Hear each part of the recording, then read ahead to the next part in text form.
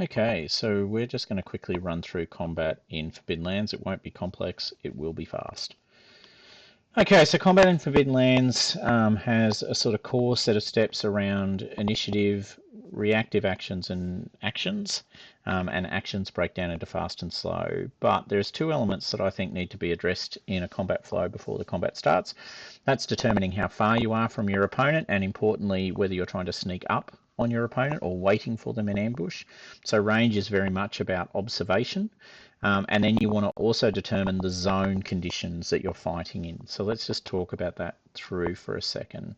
So let's go to Roll20 and show you the setup I've put up here. So we've got two characters, Radis and Lucas, and we have a magical wild boar who has as yet not sighted the characters.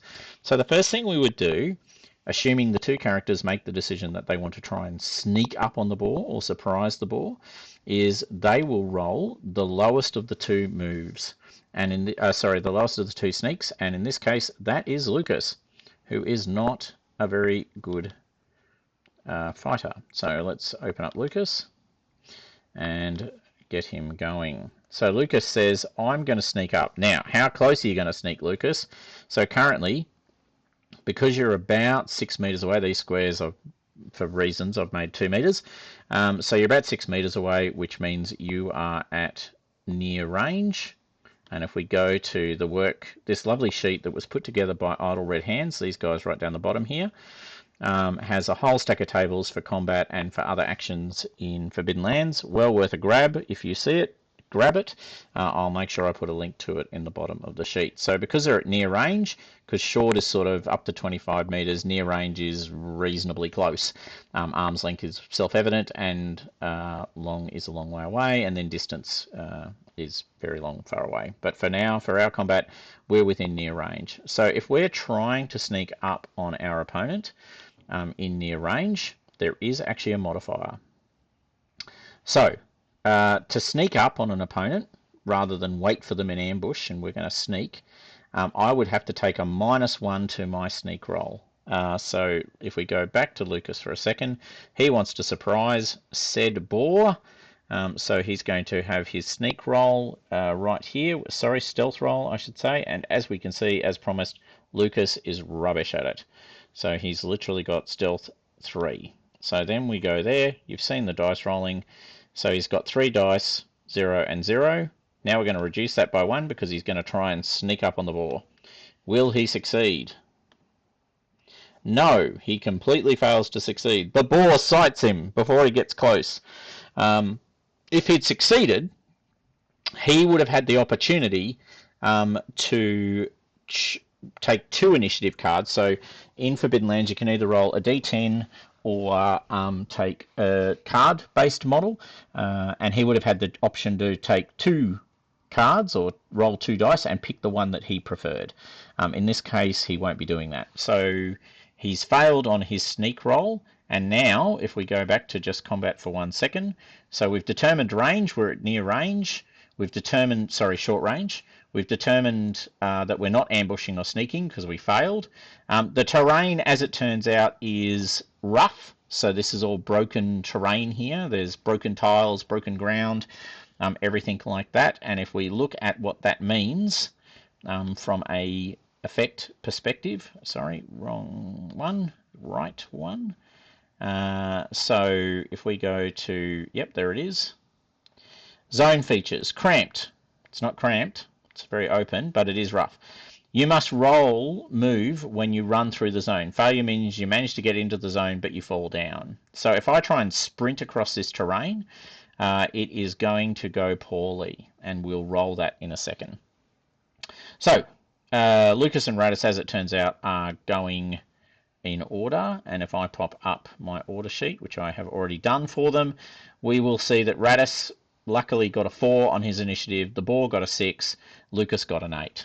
So that was initiative resolved, and so that's the order of their actions. So we will actually need Radis's character sheet first. So let's just go to Radis and open him up and go, what are you doing, Radis? So Radis takes one look at this big nasty boar and decides he's not going to close with it, but he is going to aim and fire his crossbow. So an aim is a fast action, which will add 2. And if we go here, fast action, that's not fast, that's fast. So he's going to aim. It'll add +1 to damage if it's with that weapon. So he aims and he shoots. So now we roll for his character. In Roll20, there's a weapons chart, a weapons section that you fill in, which neatly provides everything. So I've got the weapon name, I've got whether it's ranged or melee.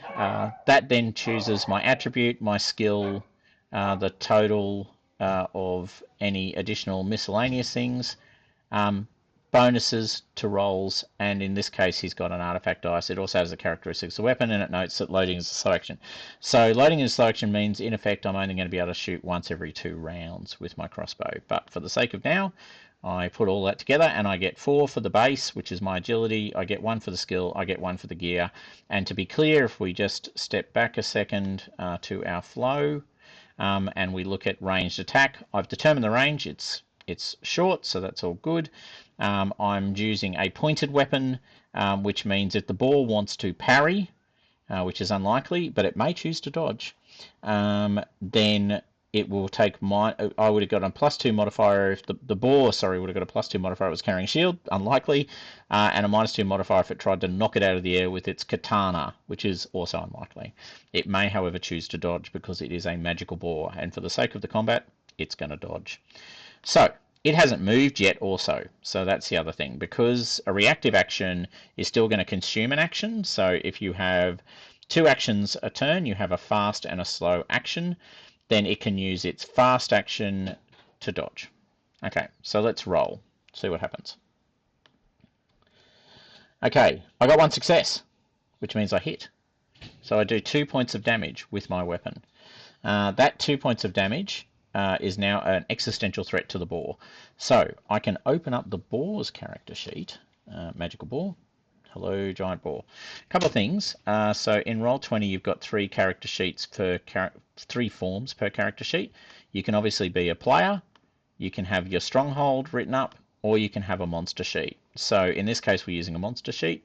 I'll just take all that damage away because actually it wasn't damaged. Couple of things about the monsters. So I've got my 6 random attacks that the monster has running down here. I have my armor up here and I have my stats here. That's probably the most important thing. And skills are stored here. So the boar is going to try and move out of the way. Now, if I'm dodging, I can roll my move, and it's got 6 agility. So I took 2 hits, I believe, 3 damage, and I can roll. And if we go to that, did I get any successes as a boar? Nope, boar failed to dodge. Sorry, boar, that's not so good. Now I can roll my armor, because boars are tough, and try and reduce that damage from 2, which is what I took. Also failed. So the boar has dodged and failed, and also failed its armor, which means it took 2 points of damage from the crossbow, and Lucas is done. Note that Lucas still has a fast action available to him, because all he did was... oh no, he aimed.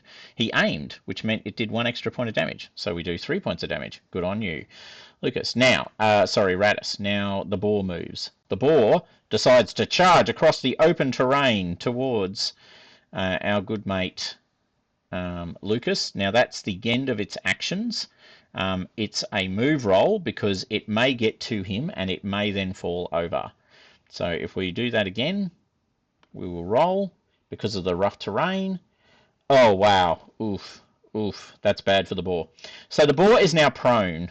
Prone is bad. It can't launch an attack, and if Lucas tries to stab it, he will get a bonus to hit because his opponent is prone on the ground directly in front of him, which is exactly what he's going to do. So if we open up Lucas now, who is not the world's greatest hand-to-hand fighter, he's actually very good with ranged weapons, but not today.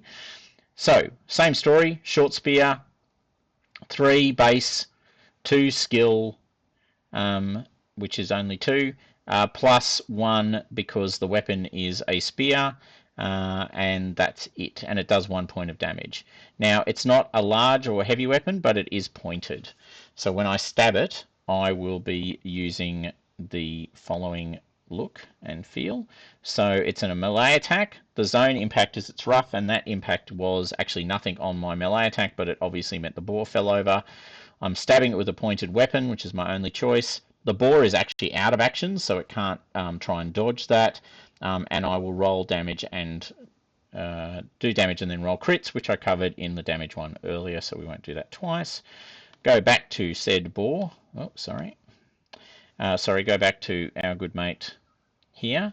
Now, I'm going to go 3, 2, and 1. However, I get a bonus 2 dice because it's prone on the ground directly in front of me. So I'm going to up my skill by 2 dice to 4. Now I'm rolling die, pig, die. Let's see, how did we go? Oh, okay, we got 1 success and 2 banes, which means we could end up taking damage to our strength, which we will not want to push at this point because strength is our stat for taking damage from the boar most likely. So we will just be satisfied with our 1 point of damage to Mr. Piggy, and we will see how he goes. Oh, that's Radis, yep, okay. And so forth and so on. So then we would go through each round. Sorry. Let's doing that thing again where the boar is missing. Ah, there it is. Hello, boar. Okay, so we did. Now the boar rolls its armor because it does get armor all the time. That doesn't matter. I could be prone as I like. Did the boar get its armor? No, it did not. Boar can't hit the side of a barn when it comes to dice rolling at the moment. And we're back to the start of the round, and we play through until one or the other of the two parties is defeated. The most likely scenario next is that Radis is going to stab the boar with his flick knife once again while it's on the ground. Now he's got 3, 2, and 1. It's still prone, so he ups it to 4 dice, so now it's 3, 4, and 1. And it's got an artifact because it's a magical weapon. He rolls, and we see that he gets 1, 2, 3 successes on his 1 damage, so that means he's doing 4. The boar, however, is prone, can't do anything really, so it rolls its 3 points of armor. Let's see what happens.